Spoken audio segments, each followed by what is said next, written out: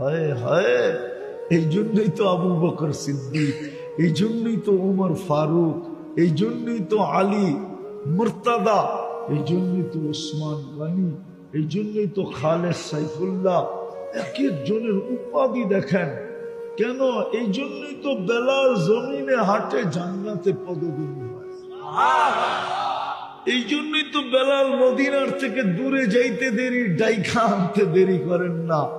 এই জন্যই তো কিয়ামতের দিন বেলাল আল্লাহ রসুলের পায়ের নিচ থেকে উঠবে, দুনিয়া পায়ে হাইটা কিয়ামতের মাঠে যাবে।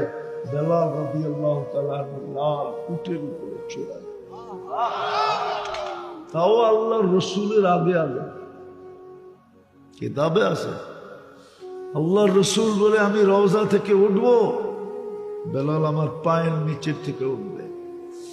আমার বোরাক আনা হবে, তা আমি চোরা যেতে থাকবো, তো সামনে দেখবো কে জানি যায়, জিজ্ঞাসা করবো আমার আগে কে কে, কে এটা? তো বলতেছে বেলাল।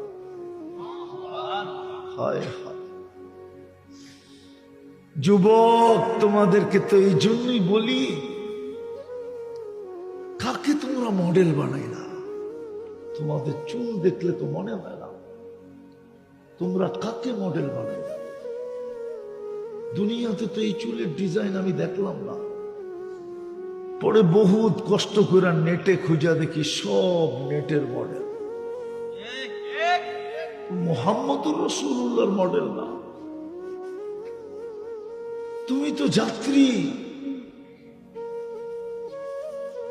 তুমি তো বড় দামি। মা বোন তো জানেই না যে আর জান্নাতের চলন কিরম হবে।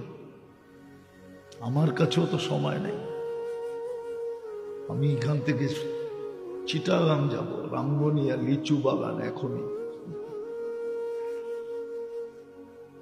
সেই বাংলাদেশের এক মাথায়। আগে আসলে শোনানো যেত, মা বোনরা তো জানেই না যে জান্নাতে তার চলন কিরকম হবে, তার চলন দ্বারা জান্নাতে কি ঘটবে জানেই না। যুবকরাও জানে না, ও তো জানেই না জান্নাতে কি মিলবে। জানো? জানো তো, যেটা জানে ওটার জন্যই তো পাগল। জানে শুধু ইন্টারনেট, জানে শুধু মোবাইলের সেট চেঞ্জ করা, জানে শুধু বাইক চালানো, ঠিক না? আর পিছে